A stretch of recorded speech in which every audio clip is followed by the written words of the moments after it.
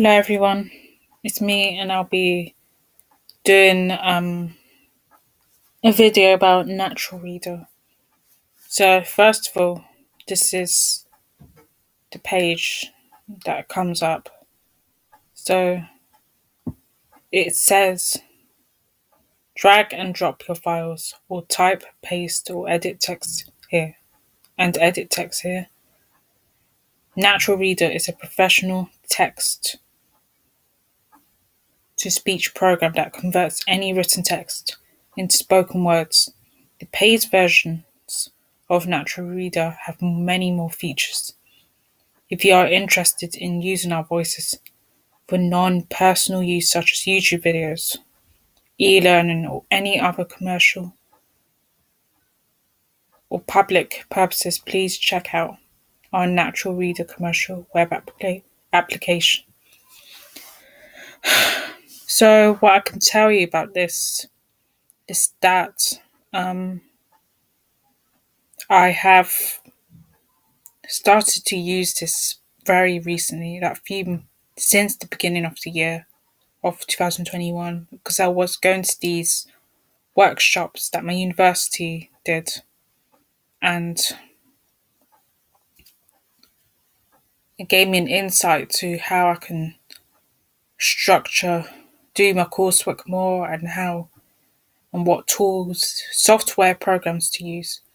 And I heard about Natural Reader when the man who was running the workshop, was showing us, demonstrating how it was used, because and it felt natural, like that's why it's called Natural Reader, I would say, but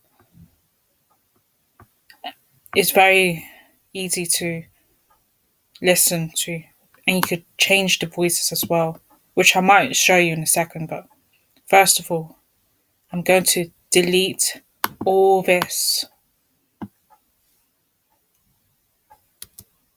and paste my own text here. So I'm going to search for a file that I have a file here that I might use.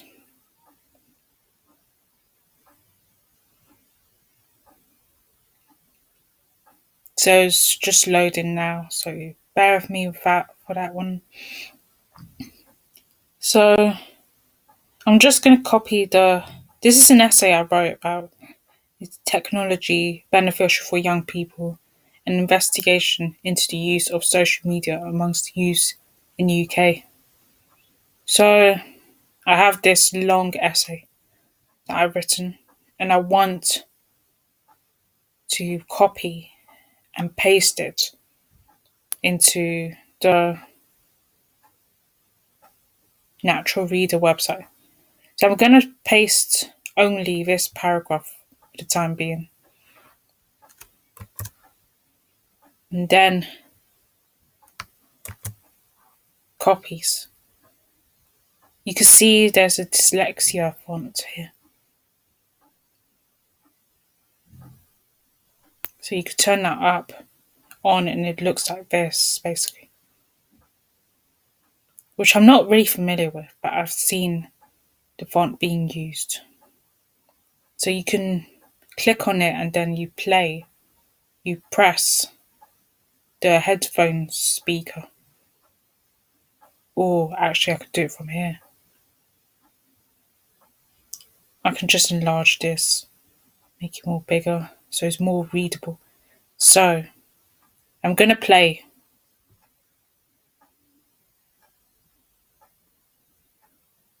Living in the digital age, where technology has rapidly become a staple of modern society, is making it a part of daily life, to the point where it is used by many, especially this current young generation. Technology is now advancing, not as its specific purpose, but for different walks of life.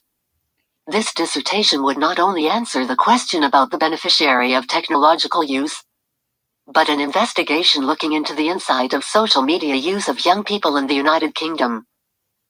That's it. So that's the speak. But I'm going to see if these are the settings.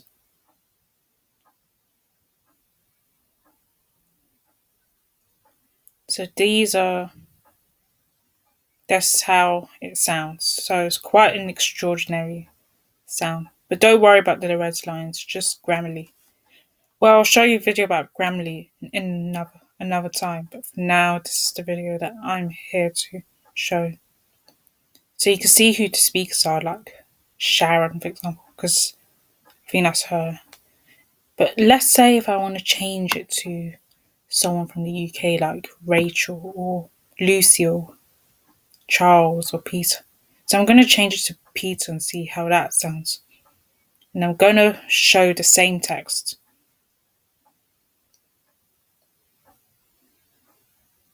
Living in the digital age, where technology has rapidly become a staple of modern society, is making it a part of daily life, to the point where it is used by many, especially this current young generation. Technology is now advancing, not as its specific purpose, but for different walks of life. This dissertation would not only answer the question about the beneficiary of technological use, but an investigation looking into the insight of social media use of young people in the United Kingdom.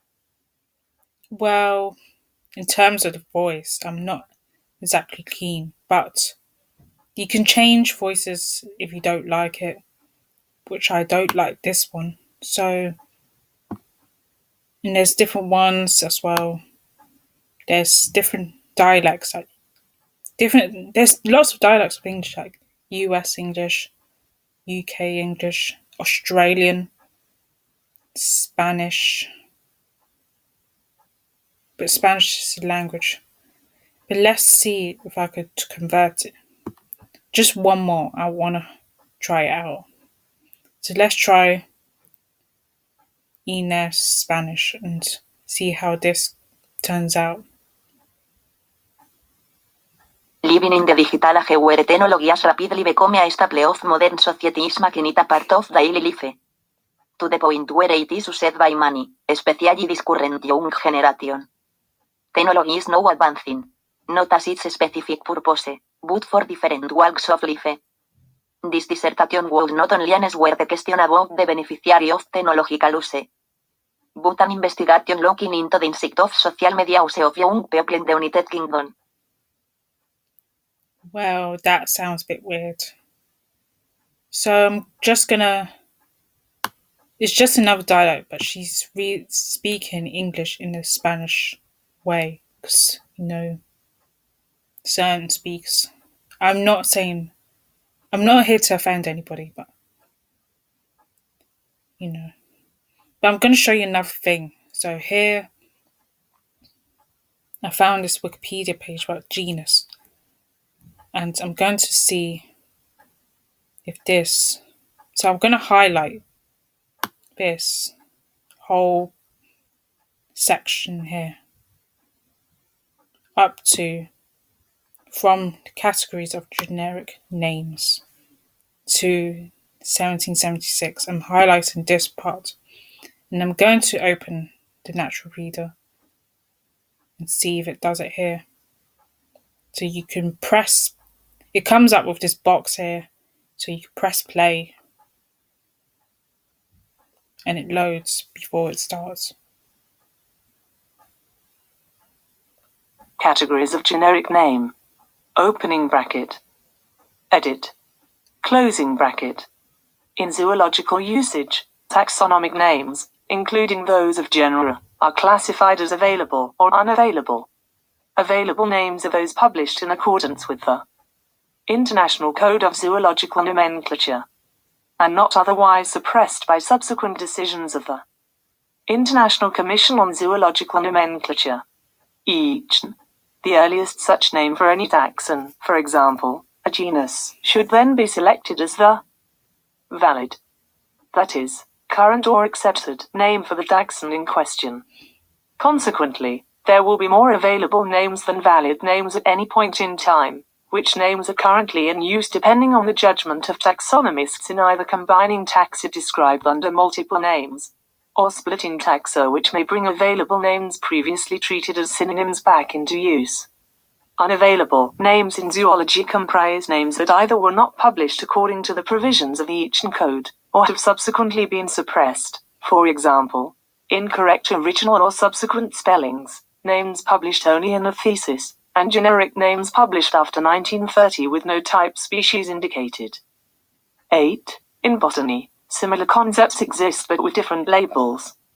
The botanical equivalent of zoology's available name is a validly published name. An invalidly published name is a nomen invalidum, or nome. In Vale, a rejected name is a nomen regiscendum, or nome. Rea, a later homonym of a validly published name is a nomen illegitimum, or nome. Ileg. For a full list refer the International Code of Nomenclature for Algae, Fungi, and Plants.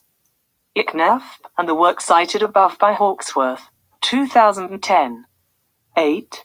In place of the valid taxon in zoology, the nearest equivalent in botany is correct name, or current name, which can, again, differ or change with alternative taxonomic treatments or new information that results in previously accepted genera being combined or split.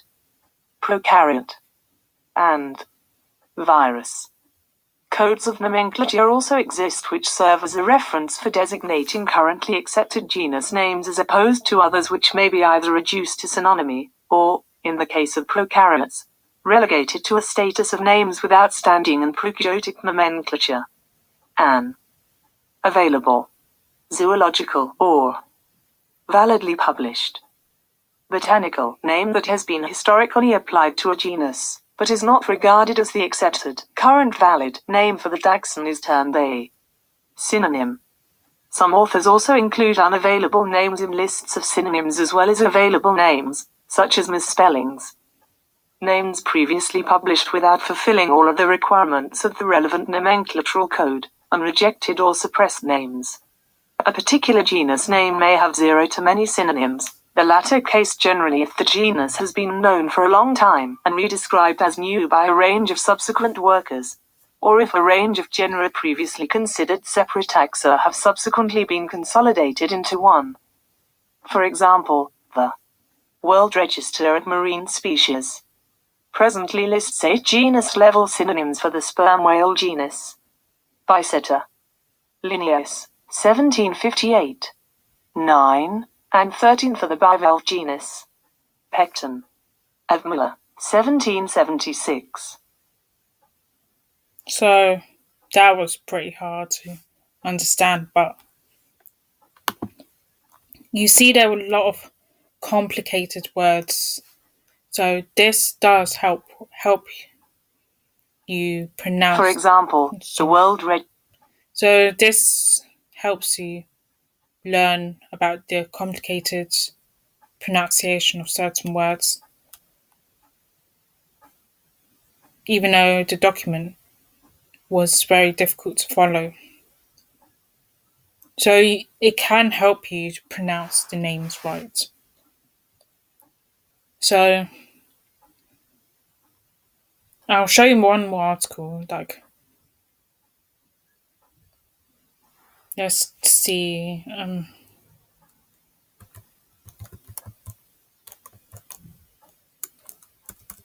Let's try narrative structure and see if there's any articles about narrative structure.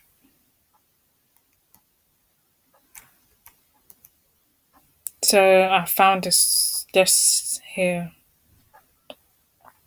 So twinkle.com. So we are going to see if this.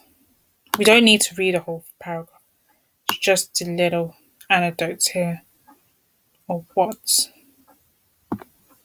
in narrative. We're just going to read.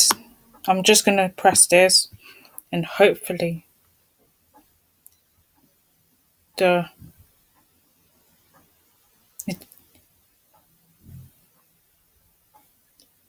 just press that. What is narrative structure? Start it. And you can click on any point you want to read the document. You don't have to read from a specific line. And you can do the same to the Word document here. You can read at any point. Oh, this is a bit different because you can't.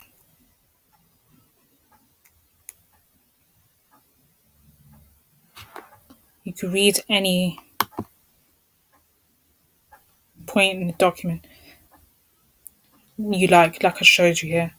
But there's an alternative to this, which I will show you now. It's called Immersive Reader, and you can get on the Word document. So basically, you press View, you go to Immersive Reader, and it just reads out the thing. But this document is too long, so let's use another document for that. So let's say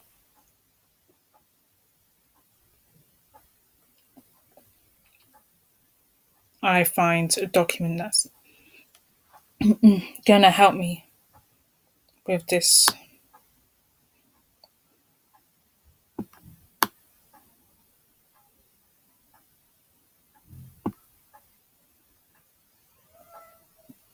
So I have this document form.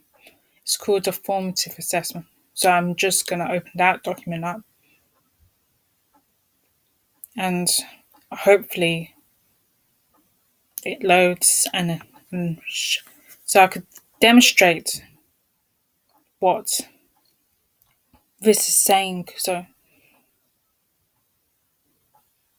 I have this document here, but I'm going to show you Immersive Reader. And it's only this document doesn't have a lot of words to it, so because it's a very short essay. So I'm going to read. It's going to read from the title to the end words.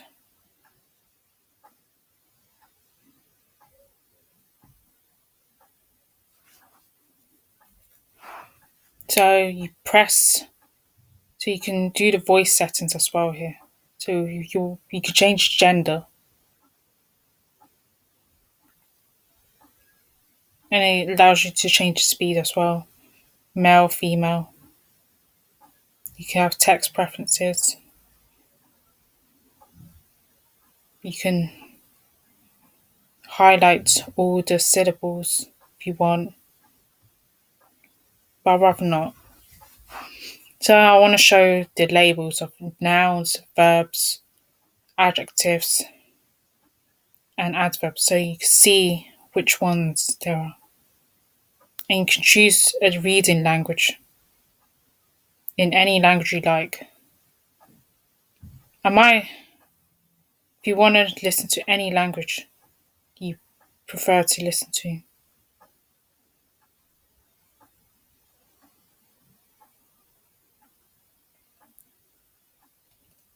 it just shows you what language you can use. But I'm going to use the United Kingdom.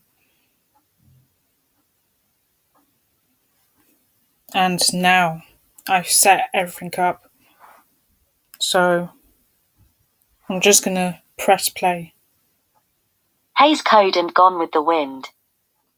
The Hays Code was the first attempt to censor any film which does not follow the moral code, Brooke, ND.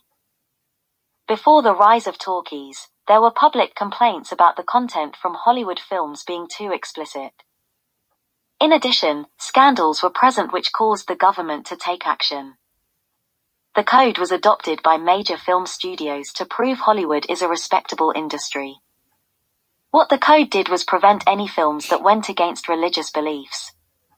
Joseph Breen, an Irish Catholic and conservative, took charge of the Motion Picture Association. Under his leadership, the company started experiencing success with award-winning films and commercial success, Doherty, 1999, as well rigorous enforcement of the code. However, some films were deeply affected by it, including Gone with the Wind, 1939. The guidelines were so restrictive scripts needed to be checked before filming.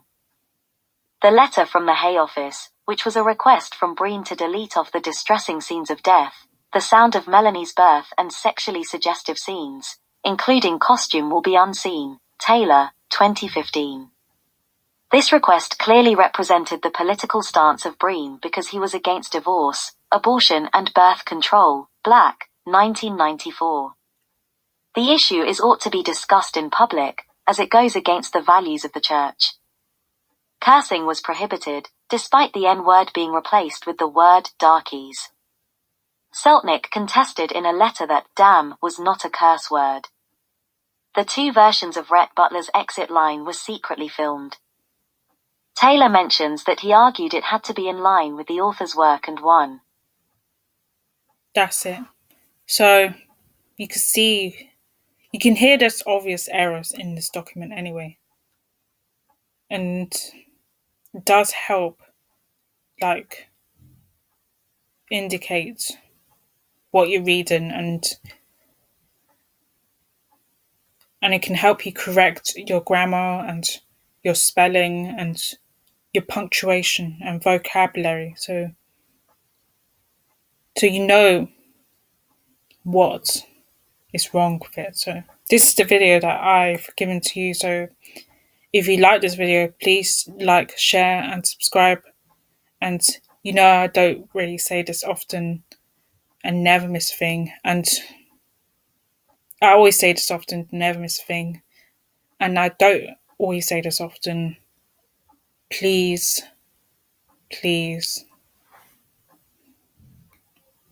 share with your friends and click on the bell icon. Thank you. And I'll see you in the next one. Bye.